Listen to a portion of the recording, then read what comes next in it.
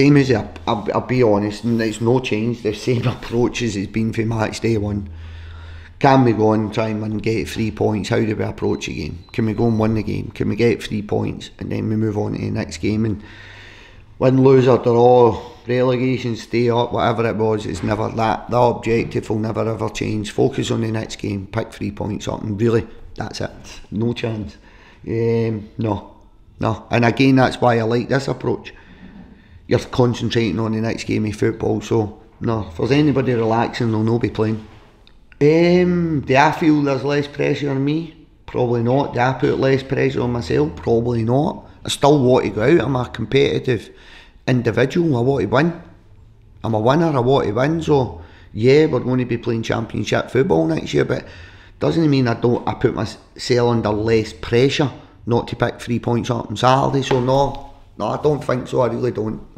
Don't know. I'll need to have the conversations at the end of the season. I think I've been very honest about that. I've been honest about my future. As long as Livingston want me at Livingston, I'll be at Livingston. I'm not going to be the one that determines my own fate, so to speak. But I'll have the conversations. I don't think the time's right now.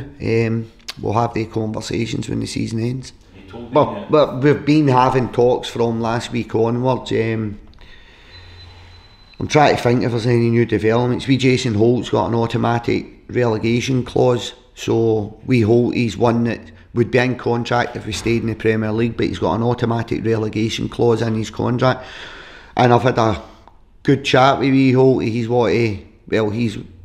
He's happy to exercise that. I can't offer Jason the money that Jason needs. He's got a family, married man, mortgage with a family, and I'd love to keep Jason, but I can't keep him at the football club due to the finances on offer. So a Premier League wage to a Championship wage is a big difference. Jason was probably one of my top earners at the club because of what he brought to the football club on a daily, weekly basis.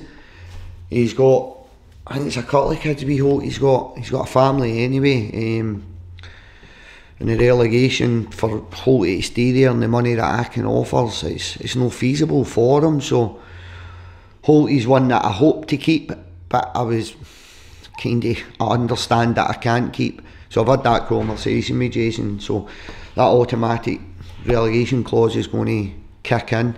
He's one that I would have liked to keep, but obviously I can't keep. There's a couple, one more with an option, but I've not spoke to you at this point in time. So there's an option in there, not an obligation. Holt's was automatic. Most of the other ones are out of contract. Don't know. It's it's no for me to have the discussions with Jason. It's Jason and his agent. I just shook his hand and thanked him for everything, told him I'd like to keep him. Obviously I can't due to the budget that the club will have going forward. It's going to drop. It's going to drop significantly, so you've got to cut your cloth accordingly. From this year, probably around 25-30%. But there was probably a 25-30% drop from the year before.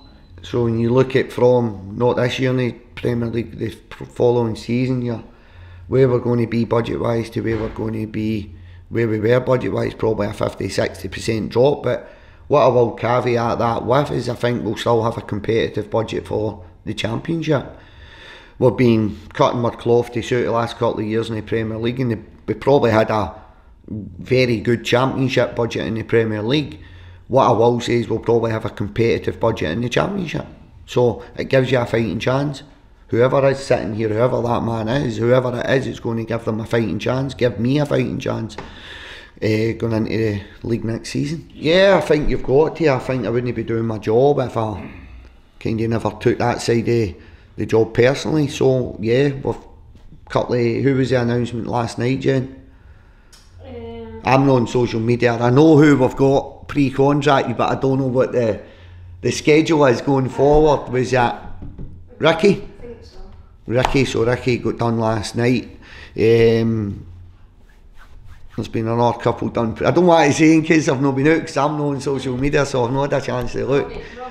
Robbie's out. That's a good one. Robbie's out. Liam Soul's out, isn't he? because I know, because my wife will say, who's that you've signed? That's how I know on social media. So there's probably another couple still to come out that we're working on behind the scenes.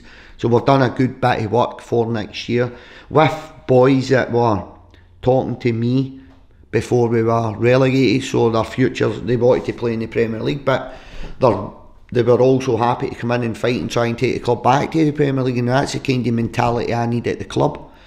So the players that have signed, that have been announced, they've all had that mentality. These talks were ongoing when we were in the Premier League and had the chance to stay in the Premier League, but there was a probability of playing Championship football. So these players who have committed their futures to the club have committed their futures to the club for the right reasons. Shins is one. Shins has got to that age now, like budget wise again. It's like you're looking at boys like Shins. Shins has got a family again. I know Shins is probably one of the top end, similar to Jason, to be honest. And with the cuts, it's going to be difficult to keep players like Shinny's ability in and around the club. It's difficult to keep Jason's.